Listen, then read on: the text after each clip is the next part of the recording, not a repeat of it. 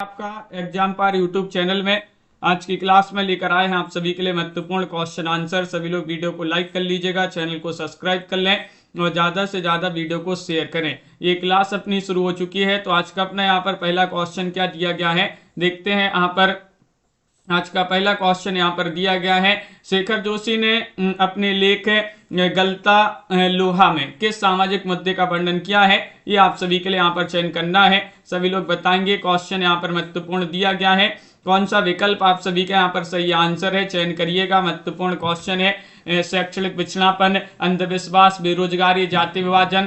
Question number 1 में आप सभी के लिए यहाँ पर चयन करना है, तो 1 में आप सभी का यहाँ पर सही आंसर क्या होगा ये आप सभी के लिए यहाँ पर बताना है।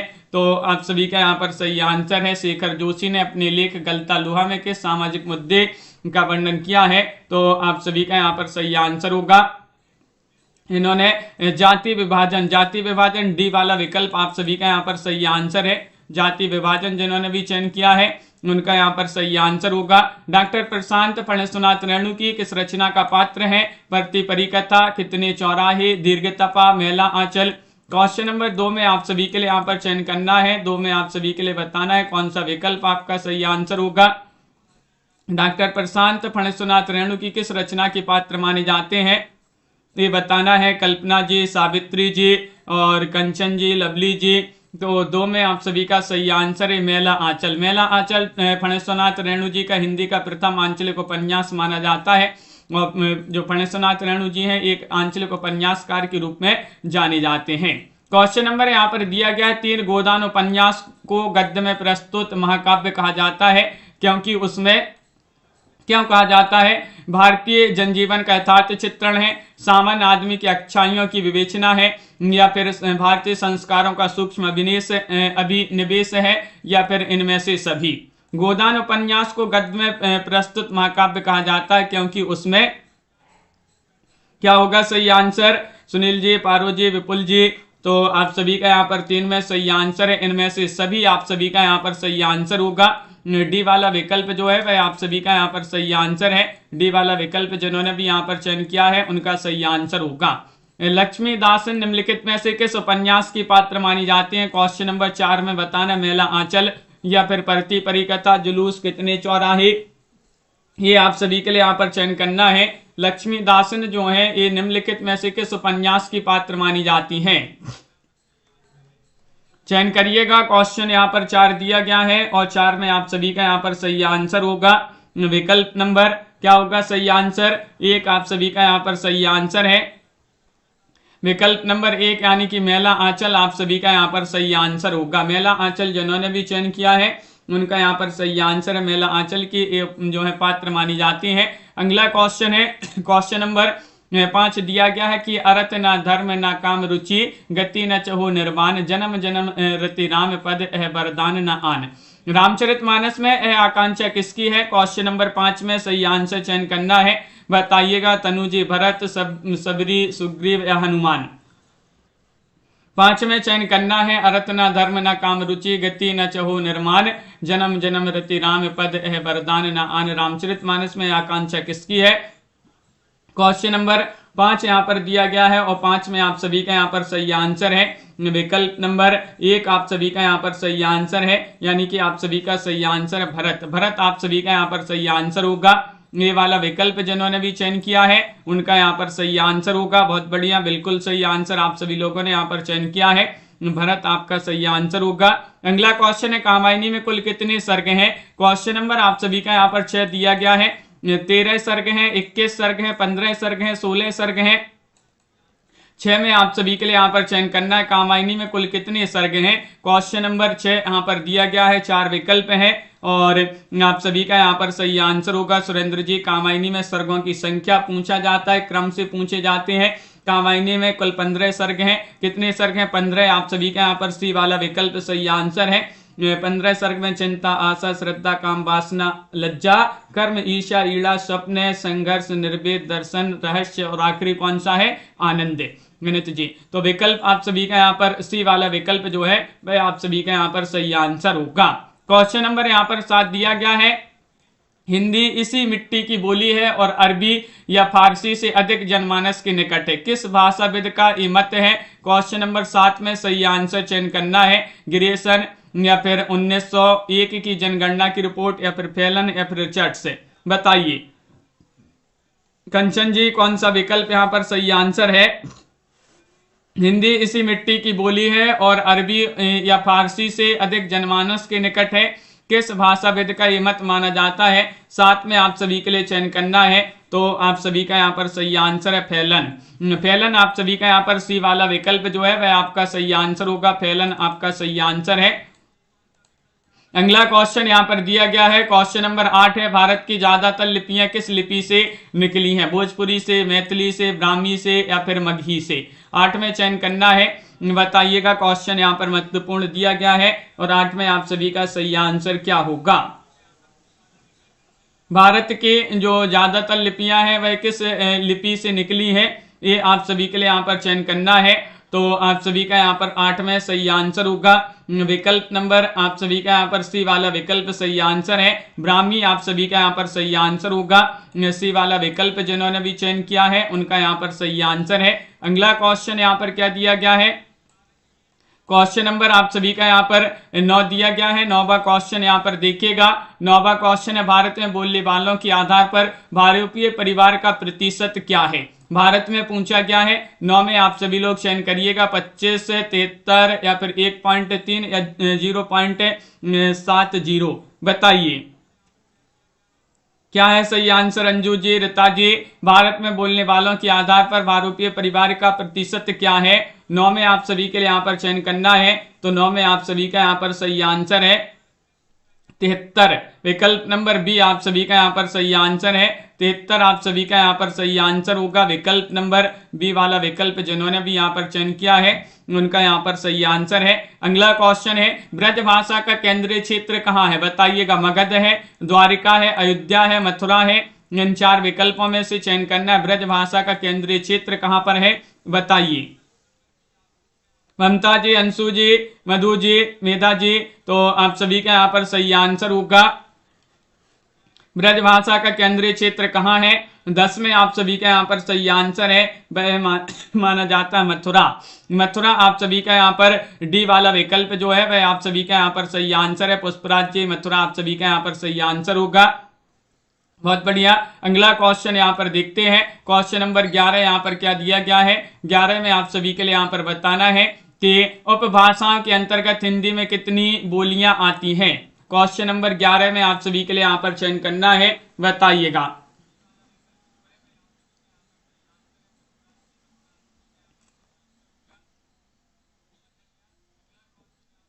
तो क्या होगा सही आंसर? क्वेश्चन यहाँ पर महत्वपूर्ण दिया गया है। 11वां क्वेश्चन है, और भाषा के अंतर्गत हिंदी में कितनी बोलियां आती है, ये आप सभी के लिए यहाँ पर बताना है। तो आप सभी का यहाँ पर सही आंसर क्या होगा, ये चयन करना है। तो आप सभी का यहाँ पर सही आंसर होगा क्वेश्चन नंबर 11 में विकल्प नंबर आप सभी का यहाँ पर क्या होगा सही आंसर। क्वेश्चन महत्वपूर्ण है। 17 और 18 दोनों जो है मिलती हैं। 17 और 18 आप सभी का यहाँ पर जो है दोनों मिलती हैं। अगर देखिएगा यहाँ पर विकल्प में 18 दिया है तो 18 आपका सही आंसर होगा। अगर 18 नहीं दिया रहता विकल्प में तो आपका 17 जो है सही आंसर माना जाता है। और वैसे जो है उत्तर में अगर आयोग की बात करें तो आयोग ने 17 जो है उत्तर प्रदेश में 17 मानी है, लेकिन अब 18 हो गई हैं। तो आपके जो है विकल्प के अनुसार जो है आपको आंसर जो है सही लगाना है। अगर 18 नहीं दिए रहते तो 17 जो है सही आंसर होगा। अगला क्वेश्चन यहाँ पर देखिएगा।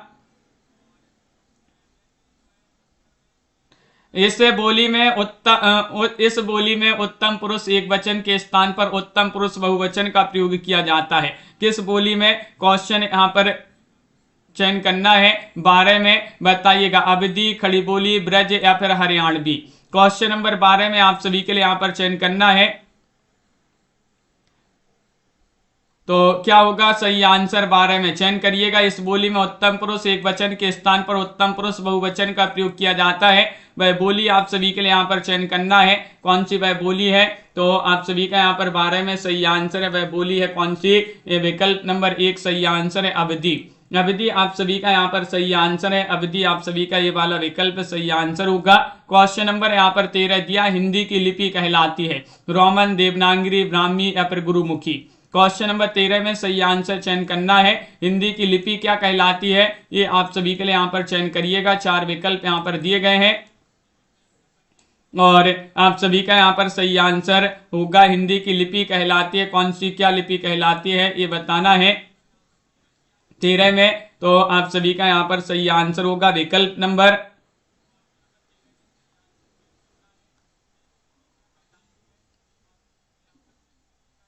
हिंदी की लिपि देवनागरी कहलाती है। क्या कहलाती है, देवनागरी कहलाती है। बी वाला विकल्प होगा सही आंसर, हिंदी की लिपि देवनागरी कहलाती है। विकल्प नंबर 2 आप सभी का यहाँ पर सही आंसर है। अगला क्वेश्चन यहाँ पर दिया गया है क्वेश्चन नंबर 14, जो भाषा 2 या 2 से अधिक भाषा भाषियों के बीच संपर्क का काम करती है वह होती है संपर्क भाषा, राष्ट्रभाषा, जनभाषा, राजभाषा।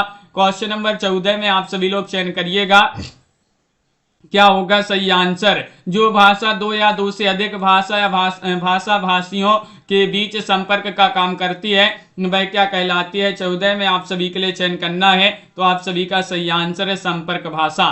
विकल्प नंबर 1 आप सभी का यहाँ पर सही आंसर है संपर्क भाषा, आप सभी का यहाँ पर सही आंसर होगा।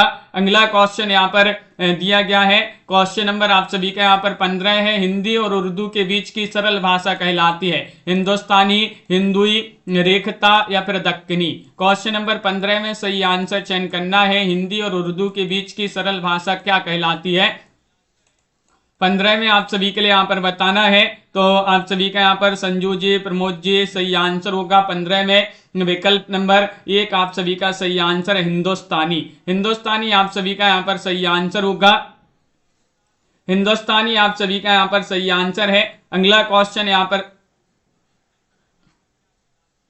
दिया गया है, देखिएगा क्वेश्चन नंबर आप सभी का यहाँ पर दिया गया है, यहाँ पर 16वां क्वेश्चन है। 16 में आप सभी के लिए यहाँ पर चयन करना है, क्या दिया गया है 16वां क्वेश्चन कि इतिवृत्त और आलोचना का संवेद रूप होने से वह इतिहास आज भी प्रकाश स्तंभ बना हुआ है। इस कथन में जिस इतिहास की ओर संकेत किया गया उसके लेखक कौन है, ये आप सभी के लिए यहाँ पर 16 में चयन करना है।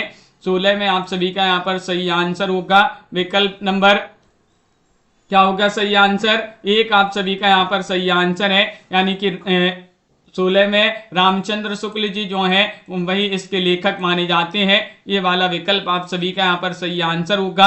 अगला क्वेश्चन यहाँ पर दिया गया है क्वेश्चन नंबर 17 है, हिंदी साहित्य के इतिहास में आदिकाल के लिए आधार काल नाम दिया है डॉक्टर रमाशंकर शुक्ल रसाल ने या फिर श्याम सुंदर दास, चंद्रधर शर्मा गुलेरी या फिर डॉक्टर मोहन अवस्थी। 17 में आप सभी के लिए यहाँ पर चयन करना है। 17 में आप सभी का यहाँ पर सही आंसर क्या होगा ये चयन करना है, तो आप सभी का यहाँ पर सही आंसर है 17 में विकल्प नंबर डी वाला विकल्प आपका सही आंसर है कि हिंदी साहित्य के इतिहास में आदिकाल के लिए आधार काल नाम दिया है डॉक्टर मोहन अवस्थी ने। डी वाला विकल्प आप सभी का यहाँ पर सही आंसर है, मोहन अवस्थी आप सभी का सही आंसर है। इतिहास लेखन की सबसे विकसित पद्धति कौन सी है, विधेयवादी पद्धति, वर्णानुक्रम पद्धति, कालानुक्रम पद्धति, समाज शास्त्रीय पद्धति। 18 में आप सभी के लिए यहाँ पर चयन करना है, बताइए।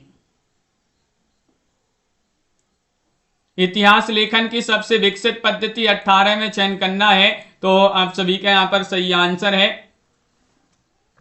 विकल्प नंबर क्या होगा सही आंसर 18 में आप सभी के लिए यहाँ पर चयन करना है। क्वेश्चन यहाँ पर महत्वपूर्ण दिया गया है और 1 आप सभी का यहाँ पर सही आंसर है, यानी कि विधेयवादी पद्धति आप सभी का सही आंसर। इतिहास लेखन की सबसे विकसित पद्धति अगर पूछा जाए तो विधेयवादी पद्धति मानी जाती है। क्वेश्चन यहाँ पर दिया गया है 19वां क्वेश्चन है, जैसे पुराना चावल ही बड़े आदमियों के खाने योग्य समझा जाता है वैसे ही अपने समय से कुछ पुरानी पड़ी हुई परंपरा के गौरव से युक्त भाषा ही पुस्तक रचने वालों की व्यवहार योग्य समझी जाती थी। रामचंद्र शुक्ल जी का उपर्युक्त कथन हिंदी साहित्य के आदिकाल की किस प्रकरण में है, ये बताने। रामचंद्र शुक्ल जी का ये कथन माना जाता है, अगर पूछा जाए ये कथन किनका है, तो रामचंद्र शुक्ल जी का कथन है। और ये कथन हिंदी साहित्य के आदिकाल की किस प्रकरण में है, प्रकरण 1, 2, 3, 4 ये बताना है। क्वेश्चन नंबर 19 यहाँ पर दिया गया है, तो आप सभी का सही आंसर है प्रकरण 4 में है। डी वाला विकल्प आप सभी का यहाँ पर सही आंसर होगा, प्रकरण 4 आप सभी का यहाँ पर सही आंसर है। अगला क्वेश्चन यहाँ पर दिया गया है, क्वेश्चन नंबर आप सभी का यहाँ पर क्या दिया गया है, देखते हैं। यहाँ पर 20वां क्वेश्चन है कि सम्मिलित कीजिएगा, सम्मिलित करना है आप सभी के लिए। चलिए सम्मिलित कर देते हैं क्वेश्चन नंबर 20 में। कोट नहीं है, बिना कोट के ही आप सभी के लिए यहाँ पर सम्मिलित करना होगा। तो आप सभी के लिए यहाँ पर पद्मलाल पुन्नालाल बख्शी, पद्मलाल पुन्नालाल बख्शी हिंदी साहित्य का विमर्श, हरिऔध, हरिऔध हिंदी भाषा और उसके साहित्य का विकास, अयोध्या संपाद्य हरिऔध। और आचार्य हजारी प्रसाद द्विवेदी, आचार्य हजारी प्रसाद द्विवेदी हिंदी साहित्य की भूमिका, और रामस्वरूप चतुर्वेदी हिंदी साहित्य और संवेदना का विकास। इस प्रकार यहाँ पर सम्मिलित किए गए हैं। 2, 4, 1, 3 बिल्कुल सही आंसर है, बहुत बढ़िया। अगला क्वेश्चन यहाँ पर दिया गया है, क्वेश्चन नंबर 21 है, किस ग्रंथ में राधा कृष्ण के प्रेम का अनूठा वर्णन है, वह ग्रंथ आप सभी के लिए यहाँ पर 21 में चयन करना है। तो क्या होगा आप सभी का सही आंसर,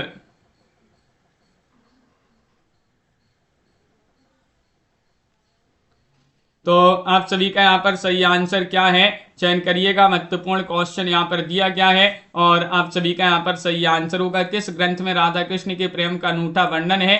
तो 21 में आप सभी का यहाँ पर सही आंसर होगा विकल्प नंबर बी, पदावली आप सभी का यहाँ पर सही आंसर है, बी वाला विकल्प है। जिन्होंने भी यहाँ पर चयन किया है उनका यहाँ पर सही आंसर है, पदावली आप सभी का सही आंसर है। अगला क्वेश्चन है, राउलवेल के विषय में कौन सा तथ्य सही नहीं है, बताइएगा। इसके रचयिता रोडा नामक कवि माने जाते हैं, यह मूलतः शिलांकित कृति है, यह गद्य पद्य मिश्रित चंपू काव्य है, इसमें राहुल नामक नायिका का स्वर वर्णन है। 22 में आप सभी के लिए यहाँ पर चयन करना है, जिया जी, अंजू जी, क्या होगा सही आंसर, चयन करिएगा। क्वेश्चन यहाँ पर महत्वपूर्ण दिया गया है और आप सभी का यहाँ पर सही आंसर होगा, तो विकल्प नंबर डी आप सभी का यहाँ पर सही आंसर है कि इसमें राहुल नामक नायिका का स्वर वर्णन है। ये कथन सत्य नहीं है राउलवेल के विषय में, क्योंकि जो है राउलवेल जो है बिल्कुल सही आंसर है। 22 में डी वाला विकल्प सही आंसर। इसकी नायिका राहुल तो है, लेकिन इसमें जो है नक्सिक जो है वर्णन मिलता है, नक्सिक का सौंदर्य वर्णन मिलता है इसमें राउलवेल में, तो स्वर वर्णन नहीं है, बिल्कुल सही, डी वाला विकल्प आप सभी का सही आंसर है। शुक्ल जी के अनुसार हम्मीर रासों की रचनाकार कौन माने जाते हैं, रूपचंद्र हैं, जज्जल हैं, या फिर विद्याधर हैं, सारंगधर हैं। 23 में आप सभी के लिए यहाँ पर चयन करना है। 23 में आप सभी का यहाँ पर सही आंसर क्या होगा, स्वानी जी, शॉर्टेज राज जी, क्या होगा सही आंसर। शुक्ल जी के अनुसार हम्मीर रासों की रचनाकार बताना है। 23वां क्वेश्चन यहाँ पर दिया गया है और आप सभी का यहाँ पर सही आंसर है विकल्प नंबर डी आप सभी का यहाँ पर सही आंसर होगा, सारंगधर आप सभी का यहाँ पर सही आंसर है, सारंगधर आप सभी का यहाँ पर सही आंसर है। सुदामा चरित किसके द्वारा रचित काव्य ग्रंथ माना जाता है, बताइएगा।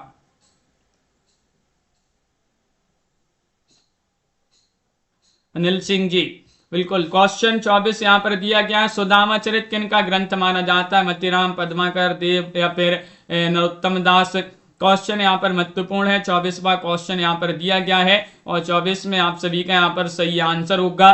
24 में विकल्प नंबर आप सभी का यहाँ पर क्या है सही आंसर, सभी लोग यहाँ पर बता रहे हैं कि 24 में विकल्प नंबर डी होगा सही आंसर, तो बिल्कुल सही, डी वाला विकल्प आप सभी का यहाँ पर सही आंसर है। नरोत्तम दास आप सभी का यहाँ पर सही आंसर है, नरोत्तम दास जी का ये ग्रंथ माना जाता है। हरडे वाणी एवं अंगवधु किसकी वाणी के संकलन है, सुंदर दास, दादू दयाल, मलूक दास, कबीर दास। क्वेश्चन नंबर 25 में आप सभी के लिए यहाँ पर चयन करना है, बताइएगा। 25 में आप सभी का यहाँ पर सही आंसर क्या होगा, हरडे वाणी एवं अंगवधु किसकी वाणी के संकलन माने जाते हैं। तो आप सभी का यहाँ पर सही आंसर होगा, ये माने जाते हैं किनके, दादू दयाल। आप सभी का यहाँ पर बी वाला विकल्प सही आंसर है, दादू दयाल आपका सही आंसर होगा। विकल्प नंबर 2 जिन्होंने भी चयन किया है उनका सही आंसर होगा। लाइक अवश्य करते जाइएगा, बहुत सारे लोगों ने अभी तक वीडियो को लाइक नहीं किया है। अच्छा, रामचंद्र शुक्ल ने रीतिकाल का आरंभ किस कवि से माना है, बताइएगा। केशवदास, बिहारी लाल, चिंतामणि त्रिपाठी, मतीराम। 26 में सही आंसर चयन करना है। 26 में आप सभी का यहाँ पर सही आंसर क्या होगा, वैभव जी। यहाँ पर बताना है कि आचार्य रामचंद्र शुक्ल ने रीतिकाल का आरंभ किस कवि से माना है, ये बताना है। तो रोज अपनी क्लास होती है 9:10 पर सुबह, और आप सभी का यहाँ पर 26 में सी वाला विकल्प है। चिंतामणि त्रिपाठी जी जो है वह आप सभी का यहाँ पर सही आंसर है। चिंतामणि त्रिपाठी आपका सही आंसर होगा। अगला क्वेश्चन यहाँ पर दिया गया है, बिहारी की भाषा चलती होने पर भी साहित्यिक है, यह कथन किसका है। 27 में आप सभी के लिए यहाँ पर चयन करना है, बताइएगा, चयन करिएगा। डॉक्टर नगेंद्र बच्चन से, हजारी प्रसाद द्विवेदी, रामचंद्र शुक्ल, क्या होगा आप सभी का सही आंसर। बिहारी की भाषा चलती होने पर भी साहित्यिक है, यह कथन किसका माना जाता है। 27 में सही आंसर चयन करना है। तो आप सभी का 27 में सही आंसर है विकल्प नंबर डी वाला विकल्प आप सभी का यहाँ पर सही आंसर है, यानी कि रामचंद्र शुक्ल यहाँ पर सही आंसर होंगे। रामचंद्र शुक्ल जी जो है उन्हीं का एक कथन माना जाता है। अगला क्वेश्चन यहाँ पर दिया गया, छायावाद के 4 स्तंभों में इनमें से कौन एक नहीं है, बताइएगा। सभी लोग टेलीग्राम ग्रुप से भी जुड़ जाइएगा, वहां पर आपके लिए लाइव क्लास की लिंक जो है भेज दी जाती है। तो टेलीग्राम ग्रुप की लिंक डिस्क्रिप्शन में दी गई है वीडियो के, तो वहां से आप टेलीग्राम ग्रुप को ज्वाइन कर लीजिएगा। छायावाद के 4 स्तंभों में निम्नलिखित में से कौन एक नहीं है, नहीं आप सभी के लिए यहाँ पर चयन करना है। तो आप सभी का यहाँ पर सही आंसर होगा 28 में विकल्प नंबर अज्ञे, निराला, पंत प्रसाद। तो अज्ञे आप सभी का यहाँ पर सही आंसर है।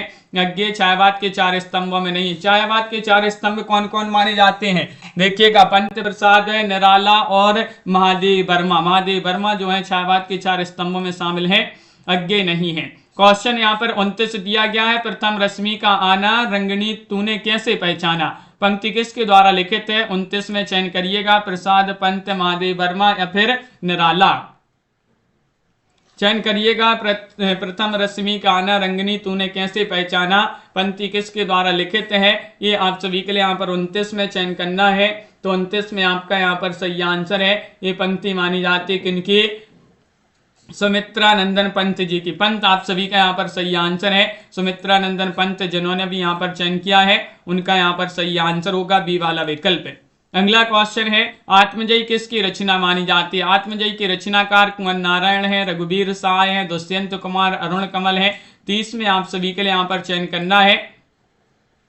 30 में आप सभी का सही आंसर, आत्मजयी किसकी रचना मानी जाती है। 4 विकल्प यहाँ पर दिए गए हैं।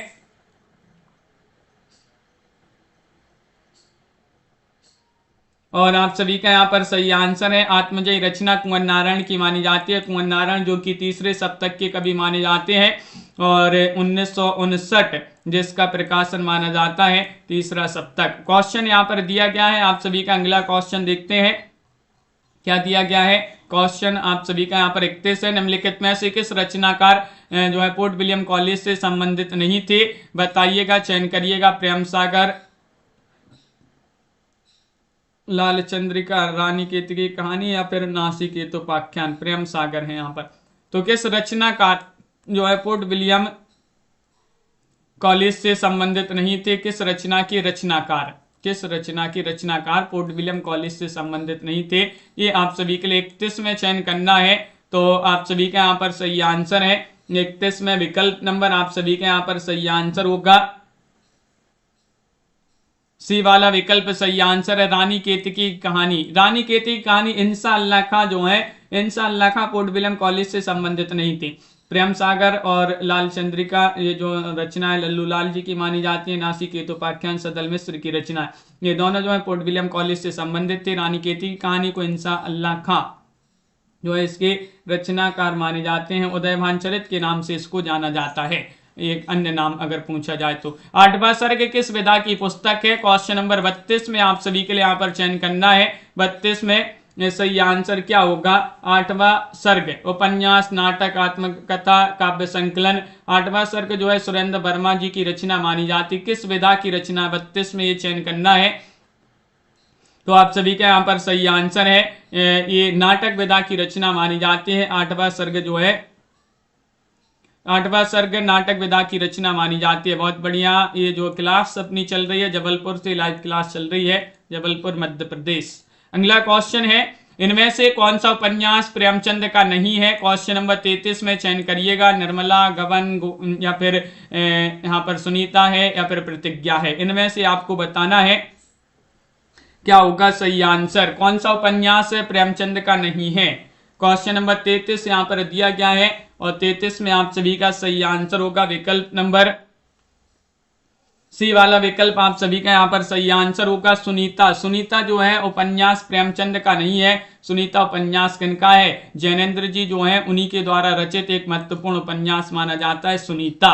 अगला क्वेश्चन है, क्वेश्चन नंबर यहाँ पर दिया गया है 34वां क्वेश्चन है अमृतलाल लांगर के निम्न उपन्यासों में से कौन सा जीवनी आधारित उपन्यास माना जाता है? मानस का हंस, एकता नेमी सरंडे, नाचो बहुत गोपाल, सुहाग के नुपुर।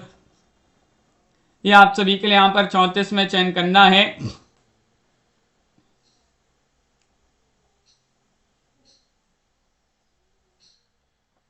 तो देखिएगा ये क्या है सही आंसर।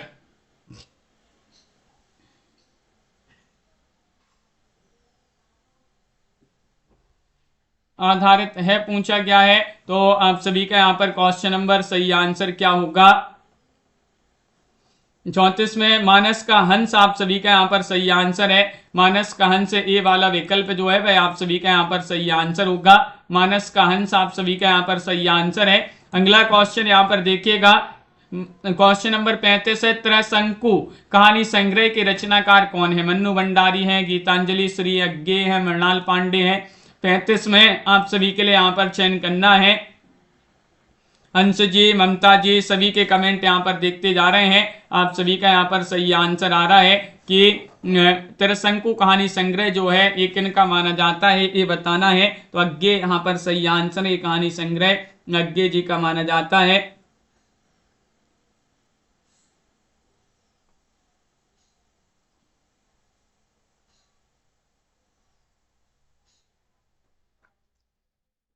ये गलत हो जाएगा, कहानी संग्रह है ये तो मन्नू भंडारी आप सभी का यहाँ पर सही आंसर है। यहाँ पर मन्नू भंडारी आप सभी का यहाँ पर सही आंसर होंगी। मन्नू भंडारी यहाँ पर सही आंसर है। त्रिशंकु कहानी संग्रह की रचनाकार कौन मानी जाती है? मन्नू भंडारी मानी जाते हैं। ये वाला विकल्प जो है ये वाला विकल्प होगा आप सभी का यहाँ पर सही आंसर। मन्नू भंडारी होगा यहाँ पर सही आंसर। ये वाला विकल्प कहानी संग्रह पूछा गया है तो मन्नू भंडारी। हजारी प्रसाद द्विवेदी के अनुसार नाखून का बढ़ना प्रतीक है, किसका प्रतीक है? 36 में आप सभी के लिए यहाँ पर चयन करना है। चयन करिएगा। हाँ, मन्नू भंडारी सही आंसर है। शिल्पा जी बहुत बढ़िया। अज्ञे जी और यहाँ पर बताना है अज्ञे जी की रचना नहीं है एक और त्रिशंकु, लेकिन कहानी संग्रह उनका नहीं है। यहाँ पर आपके लिए बताना है हजारी प्रसाद द्विवेदी के अनुसार नाखून का बढ़ना प्रतीक है, किसका प्रतीक माना जाता है? 36 में सही आंसर चयन करना है। तो आप सभी का सही आंसर है पांचवी वृत्ति का। बी वाला विकल्प आप सभी का यहाँ पर सही आंसर है। बी वाला विकल्प आप सभी का सही आंसर होगा। अगला क्वेश्चन है निम्नलिखित में से किसी भारतेंदुकालीन आलोचक नहीं कहा जा सकता है? अंबिका दत्त व्यास को या फिर बालकृष्ण भट्ट को, श्रीनिवास दास, श्याम सुंदर दास। क्वेश्चन नंबर आप सभी का यहाँ पर दिया गया है 37 में आप सभी के लिए यहाँ पर चयन करना है। भारतेंदुकालीन आलोचक नहीं कहा जा सकता है, किसे नहीं कहा जा सकता है?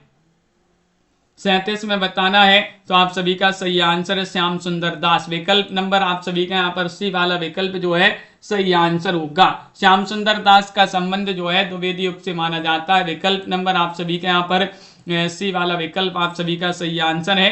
अगला क्वेश्चन है चतुर्सेन शास्त्री की यादों की परछाइयां किस कथेतर गद्य विधा के अंतर्गत आती है? डायरी, यात्रा वृत्तांत, आत्मकथा, जीवनी। 38 में सही आंसर चयन करना है।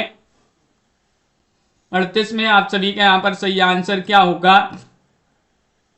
यादों की परछाइयां चतुर्सेन शास्त्री की रचना मानी जाती है, यादों की परछाइयां। और आप सभी का यहाँ पर सही आंसर है। किस विधा के अंतर्गत ये रचना आएगी, 38 में चयन करना है। तो आप सभी का सही आंसर है विकल्प नंबर आप सभी का सी सही आंसर होगा। ये आत्मकथा यहाँ पर सही आंसर है।